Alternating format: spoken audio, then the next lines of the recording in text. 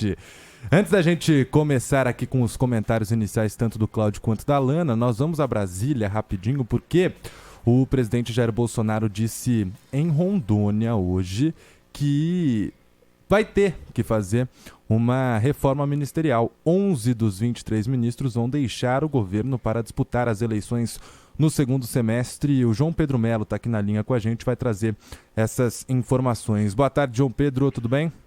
Oi, Vitor, boa tarde para você, boa tarde para todo mundo que está nos acompanhando, tudo certo? A gente está de olho nessa questão do presidente Jair Bolsonaro, que falou hoje em Rondônia, então, que pode trocar 11 dos 23 ministros, exatamente por conta das eleições de outubro. Segundo o chefe do executivo, essa dança das cadeiras vai ser no fim de março, só que ainda não há negociação fechada com nenhum nome. Isso para evitar o que ele chamou de ciumeira. Previsto, no momento, 11 ministros vão disputar eleição. Obviamente que vamos ter ministérios tampão, mas nada decidido ainda com ninguém. Porque, afinal de contas, para evitar a ciumeira. Dia 31 de março, um grande dia, é um pacotão. 11 sai, 11 entra. Da minha parte, vocês só vão saber via Diário Oficial da União. Bom, essa medida está dentro do prazo, que seria o limite para a chamada desincompatibilização eleitoral. O que seria essa palavra tão longa? É quando um ministro ou representante público deixa o cargo para não ter um nome relacionado ao atual governo. Ao longo do dia de hoje, o presidente se encontrou então com o presidente do Peru, Pedro Castilho, exatamente para questões relacionadas a comércio, integração física, cooperação fronteiriça, em defesa e segurança, além do combate à pandemia de Covid-19. Obrigado, viu, João Pedro, pelas suas informações direto de Brasília. Qualquer coisa você volta aqui no Bastidores do Poder. Tá certo, um abraço, até mais. E aí, Cláudio, teremos uma reforma ministerial então com data marcada, quando os que concorrerão a algum cargo em outubro terão que deixar o governo? Ixi, será que... Tá aqui. Oi, agora sim. Então, isso acontece em todo o governo, né, Vitor? Sim. Nos governos municipais, estaduais e federais, chega nessa época do ano, eles começam a se articular, porque afinal de contas, quando o sujeito aceita integrar uma equipe ministerial ou um secretariado, é porque ele tem pretensões políticas, ou no mínimo tem interesse político.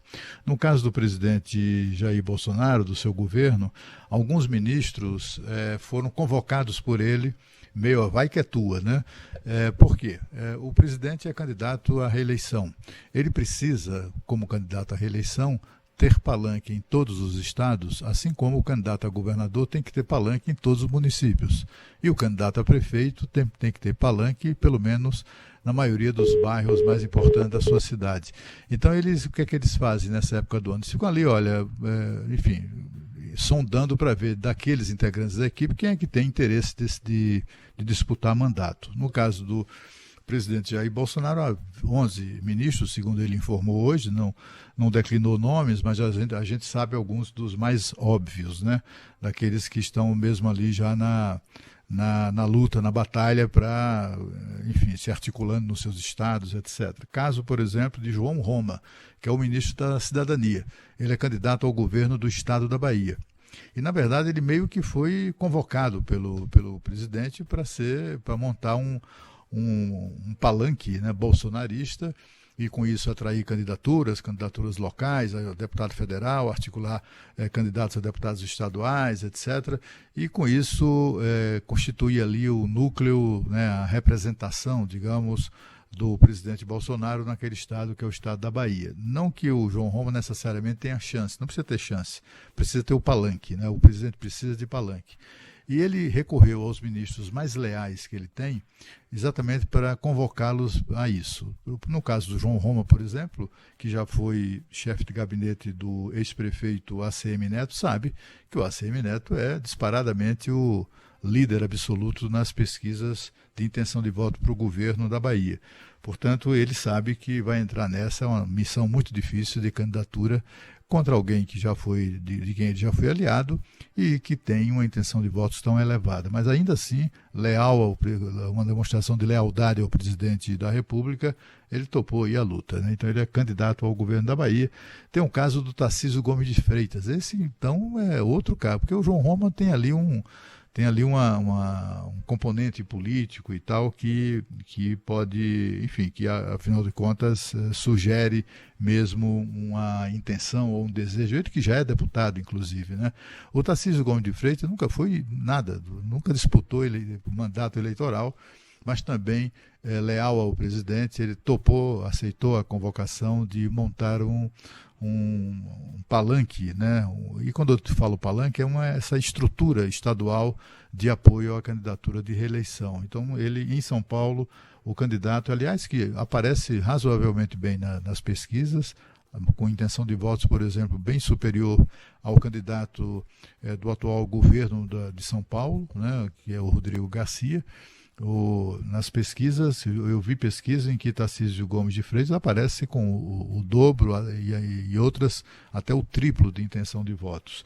Então é um candidato que poderá fazer um bom trabalho nesse palanque bolsonarista. No Rio Grande do Sul, o Nix Lorenzoni, atual ministro do Trabalho, também será o comandante dessa estrutura que representará os interesses eleitorais da reeleição de Bolsonaro. Gilson Machado, em Pernambuco, ainda não se sabe mais qual é o mandato que ele pretende disputar, mas é muito provável que ele dispute o Senado Federal. E, enfim, e por aí vai, né? São 11 ministros. Tem um caso curioso que o próprio presidente Bolsonaro me contou numa recente conversa que tive com ele, uma entrevista que fiz, e ele me falou do caso da ministra Damares Alves. A ministra Damares Alves, que está entre esses ministros mais ligados, mais leais ao presidente, ela escolheu candidatar-se senadora pelo estado do Amapá. Ela procurou o presidente, ele me contou, e disse que, olha, eu queria disputar o mandato lá.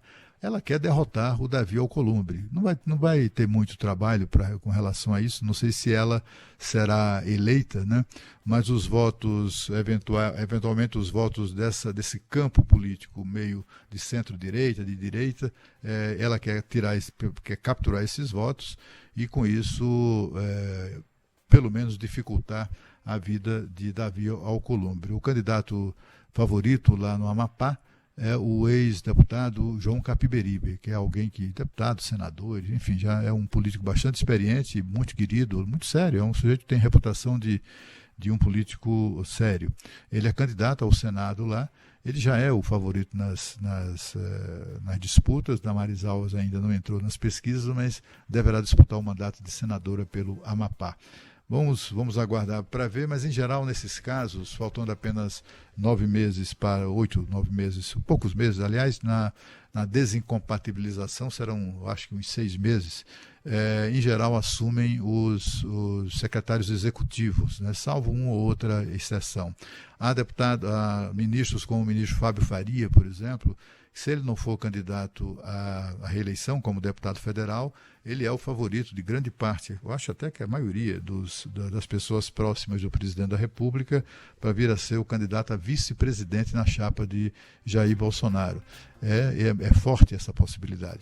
Mas é outro que, como vice de Bolsonaro, como candidato a deputado federal, ele não estará mais no Ministério das Comunicações quando acabar o prazo para desincompatibilização.